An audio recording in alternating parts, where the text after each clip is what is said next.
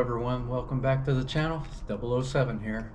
Today I'm going to talk about some of the equipment that I've changed or gotten rid of since my shakeout hike on the Artlope Trail. So on the Artlope Trail I was 39 pounds. I had 5 days of food and a full liter of water, and I knew I was a little heavy, but there was a lot of reasons for some of that. So I'm going to go into the equipment I have since dropped and the reasons why, and how the shakeout hike really helped me to figure out, some of the things I thought I needed but I didn't need. The first thing I'm going to talk about an equipment change is, remember my Hyperlight tent stakes. On the first night I had this happen, so somebody on YouTube and I had said, hey, I'm looking at the MSR groundhog stake. If anybody, the bigger one, has suggestions, and somebody wrote and said, hey, Big Sky makes a stake very similar. Big Sky is out of Big Sky International, I think it's called. They're out of Wyoming, Jackson, Wyoming, and they make this stake. It's called the tube stake, and it's a lot cheaper than the MSR groundhog stake.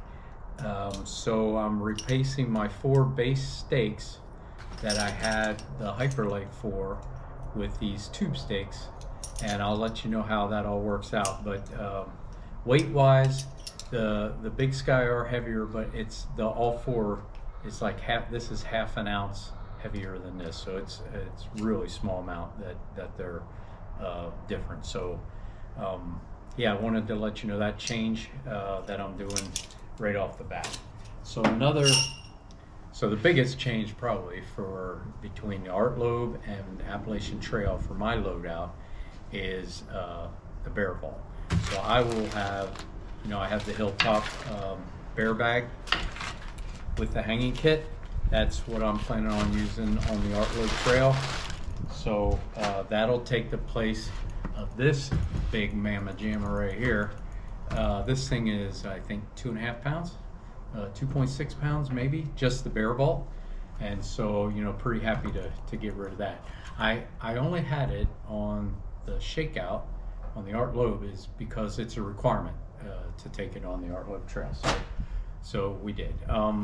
So everything in here is what I have taken out of my pack based on I just don't think I need it for what, and I'm going to explain the reasons why. So let's see what we got here. These are my items out of the bear vault that I don't need anymore. We'll cover these last-ish. I'll talk about, well, here. So we'll start right here. Micro spikes. I took micro spikes on the Artlope Trail because it was the end of January. In the Appalachian Mountains, and I did not know for sure if the conditions were going to change while we're up there.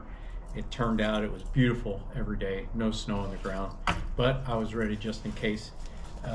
Right now I have no intention of bringing the micro spikes on the Appalachian Trail.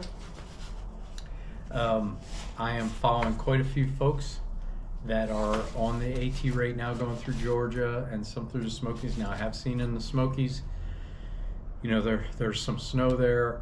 It's melting in the day, and then at night it freezes, and that is a problem. But I'm still, so today I'm 24 days from starting the AT. Hard to believe it's almost here, but right now I don't plan on bringing them. If I see that I'm going to need them, I'm just going to call Moneypenny and have her drop them in a mail in the box. So, but right now, not planning on bringing the micro spikes. Another item that I was able to get rid of, and this really, I did the Artlope Trail a few years ago, a little piece of it, and it was January, February, and I'm telling you that one night I thought I was going to freeze to death. I was so cold. Now my bag, I think, was a 25-degree bag, so that probably wasn't good. I did a lot of things wrong. And on this shakeout hike, so my Nemo Disco is a 15-degree bag. I have a liner in it. I also have Primaloft booties, and I had clean socks, fresh clean socks that were in there. So it got down to 20 degrees on the Artlope. I didn't have any issue. In fact, I didn't use my liner in the sleeping bag. It was on the side, and I think both nights I woke up and had to take the booties off because my feet were so hot. So I had brought these foot warmers.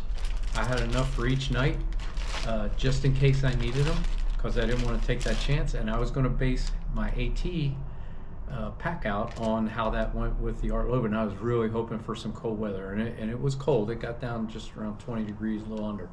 So I didn't need the foot warmers, never even opened them.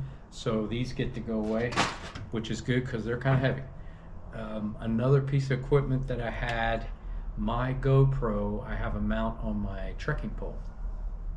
And I thought, you know, normally I just turn my trekking pole around, turn it on, and I'll talk into the GoPro as I'm walking, or I show the trail. And I thought, you know, this here can go on my chest strap, and then I would just put my GoPro on here, and I think that would be a better picture. As it was, I did some filming with this, and I did some filming with the trekking pole. Didn't seem to make any difference whatsoever. So I thought, you know what, and this thing, you know, this thing weighs a little bit, so I thought, you know, I don't need this, so this one's out. Let me make sure I didn't drop it. There we go. So some things I'm dropping are small, but you know, I'm trying to do everything I can to get rid of some ounces here. So this little Snaplink, it goes on my little poop trowel, and it hooks on there, and then I had it hooked on the outside of my pack. In fact, here it is right here. So had it hooked on here. Let me undo this here, see if I can do this without embarrassing myself. So it was hooked on here, so I just put a little piece of cord on there, took this off. It was doing this as I was walking, which bugged me. So this is a lot easier, and I think a little bit lighter, so that didn't make the grade. So here I have my luxury item, and some of you are probably looking going, you have a lot of luxury items, and maybe I do. But this here, I thought on the Art Loeb, so this notebook, the intent was to write day one, mileage that I did, elevation, you know, shelter that I started with, where I ended, my blood sugar numbers and things like that. As it was, and you see in the shakeout hike, you can see the videos. I do say that, and I have it written. I took other notebook on that. I had it written in there, but it took such a little piece of space, and I'm going to put it on my video in the description. So I already have it in my phone to add to the description. I thought I can just read it off my phone. I don't need to write it here and then have it on the phone. I thought I was going to put some notes on here of, you know, people I meet, you know, things like that, but the video is going to cover a lot of the day, and I have a whole section in my notes of just trail names of people that I'm going to meet along the AT, just kind of keep up with them. So you know, I thought, and this while it is light, it still weighs something. And I thought, you know, I don't need that. I don't need the pencil. Heck, I looked at a third of the size of this because I thought that way I can at least write that. And as I thought about it, I thought, again, I'm putting this already on my phone, so I don't need a notebook to take this. And this one, I had two of them because I was going to have Moneypenny send me the other one about halfway through or whenever, you know, I filled that up. But so these didn't make the cut. That's another thing out. Let me get rid of this trash bag. So this is part of the MSR kit. It's my cook stove. So my cook stove, if you remember, I was hopeful that my stove is the pot is very small, and it has a hard plastic ring on the outside, just on the very top. And I was hoping that when I heat up water and I put my instant coffee in there, that I could just use that as my coffee cup as well, so I don't have to have a coffee cup and that. And as it turned out, that worked out well, and I think I showed that in one of my videos too. There was times I didn't even need to put a glove on to grab that off of there. So my stove pot, I heat up water for my freeze-dried meals, and then I heat up water for coffee. That's the only thing I'm doing in that pot. I'll never mix anything in the pot. So this item, which I have with me, I never used, didn't need, and I thought, all right, so this one didn't make a cut. Next item, I have this little ladybug spider co, and I thought, what a cool little knife, I'll take this along. That way I have a little knife for opening, you know, my keto bar and things like that, the keto brick, I mean. And anything, you know, my freeze-dried meals, I'll just use this to open it, and then I have that. Well, as it is, I also have a pocket knife that I take, and, you know, I knew I was bringing 2 knives, but I thought this would be, you know, something I would use there. Turns out, never even pulled this out, never used it. If I didn't use it in the 3 days on the shakeout, it ain't there, so this didn't make a cut. I used my pocket knife whenever I needed that. So another item that I thought I would need and turned out not. So over my 3 days in the shakeout hike, I brought 2 batteries for my GoPro, the one in the GoPro, which is taping this, and this battery here. So I'd seen a lot of things that said the GoPros in cold weather don't do very well, so you might want to bring some extra batteries. So I brought the extra battery. As it was, after 3 days, my GoPro battery power was, I think, 60%. So it kind of told me that, hey, I think the amount of video and I do, I think my battery's going to be fine. I can recharge it right off the GoPro. So the battery didn't make it. And another thing that came with it was this charging block that I can put 2 batteries in, because my thought was if I had both batteries, I put it in here, plug it in, and charge it up. Now that I don't need 2 batteries, I don't need the extra battery, and I don't need the charging block, so both of these didn't make a cut. So they're out as well, so that was good. So another item, you know, I have 3 pair of gloves, I know. I have like a pair of mechanics gloves, very thin, but they're really so I can grab stuff, and, you know, it's just protecting my hands. Helps keep them a little warm, not much. And when you're hiking and it gets up in the 40 degrees, I mean, they're plenty fine. So I have my mechanics gloves, and then I have a pair of gloves. They're a thick water repellent glove that you use in the snow. So that's the glove I was going to wear if it was raining. And then I had these for if it's really cold. And my thought was, and when I used them, honestly, was setting up the tent, tearing down the tent. I did try them one morning when I hiked out, but they're so big and bulky and tight, it doesn't maneuver well. So with the trekking pole, it was kind of difficult. And then whenever I did this to work on the tent, you know, to put the stakes in or whatever, my fingers got cold really quick at night. You know, it was down around 20, and in the morning. And so right away I was putting, I was trying to do it with this, and I couldn't. And these were just more cumbersome than I thought they would be. So what I did, you know, I went to my mechanics gloves, and that offered me some good protection, and I was fine. And then when I was sitting around the fire, I put these on. But I realized I really didn't need these. So what I'm doing, these are out. And by the way, I did talk a little bit. These are these Refrigiware. They're made for guys that work in the coolers, you know, in the meat lockers and things like that, to keep their hands warm.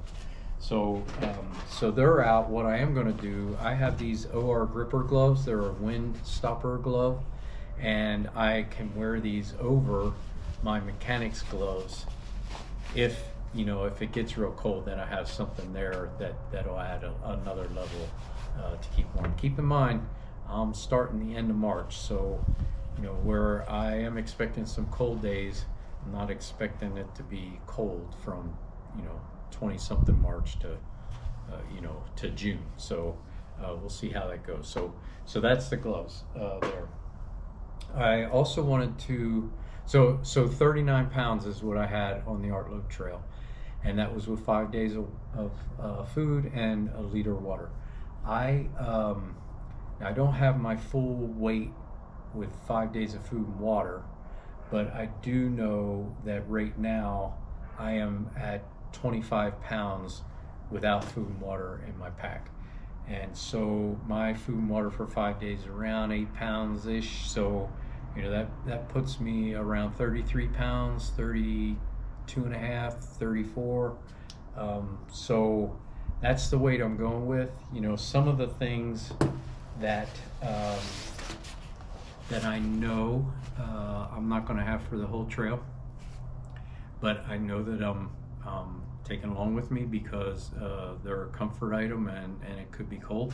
One of them is my Sea to Summit air mattress. I covered this in my video for equipment. This thing has a high ARB rating. It's very warm, it's very comfortable. I love this thing, but I know that I only need it because it's cold at the start. And so I already have my Tensor, the Nemo Tensor air mattress, which is a pound lighter than this one here. So at some point, you know, I'm just going to have Moneypenny send me this one and I'll send this one back because I won't need this much. So there's another pound gone there.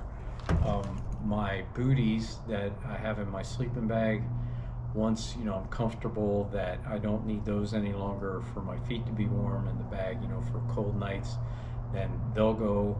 And honestly, I'm kind of leaning towards maybe my sleeping bag liner not making the trip because it was down to 20 degrees and I was toasty in my bag, my 15-degree bag. So I don't know that I actually need that Sea to Summit liner for my Nemo Disco 15 bag, and so I'm kind of weighing that. So that might come out as well. So that's going to get me down around 32 pounds with 5 days of food and water. That's probably not ideal because I know a lot of people want to hear something with a 2 in front of it. You know, it's what it is, and man, I'm just going to hike my hike and take that with me. So like I said, I'm like, you know, just a couple weeks out from starting. So I have 2 more videos I'm going to do. I'm going to do one on Moneypenny and I making pemmican. And when I say Moneypenny and I mean Moneypenny making pemmican and me videoing it.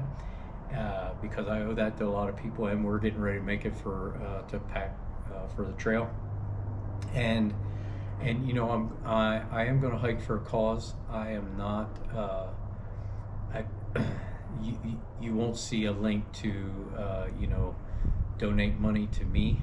I'm fine, but I do want to hike for a cause. You know, the one book and the name escapes me, Appalachian Trials, really in the mental aspect of hiking. Zach Davis, I want to say.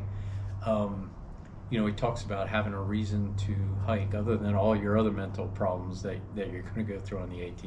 So I talked to an organization to have donations go directly to them. So I'm going to do a video solely on that organization and how you would donate to help kids in this great effort that a former teammate of mine is doing. So so I'll do the pemmican video and that video, and then the next one after that should be Amicalola Falls, sorry. So yeah, if you like what you see, give me a thumbs up, hit the like button, hit subscribe, really appreciate it. Love all the followers, and I'll talk to you soon.